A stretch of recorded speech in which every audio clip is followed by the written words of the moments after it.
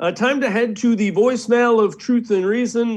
This one about 2020 and 2021 for the Browns.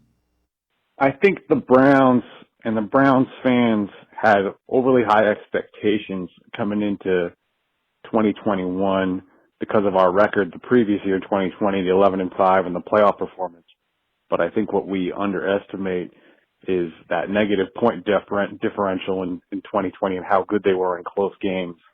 And so there should have been maybe a signal that maybe they weren't quite as good as 11-5 in 2020 and some regression to the mean and sort of their luck factor. And boy, did they get that regression. They definitely had bad luck this year. And really maybe they were a more talented team this year that just kind of performed sort of equally below expectations as the team in 2020 performed above their talent level. Yeah, Scott, I think, and again, we appreciate all the voicemails. I think that's a valid point. The other thing I would say is they played a lot of the top tier quarterbacks this year that they didn't see last year as well. The schedule was a little rougher, especially facing the quarterbacks that they did.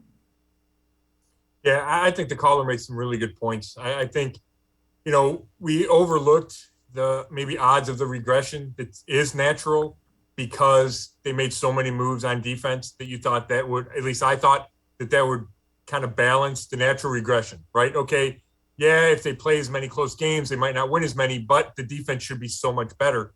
And the defense was better, but it was not able to overcome the regression.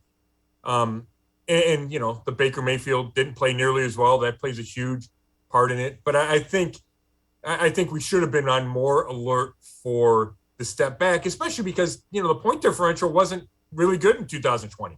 I think they might have been outscored by their opponents by a couple, and there were a couple lopsided losses. But, point differential, it's not the end all be all, but it's kind of a stat that shows how good a team is.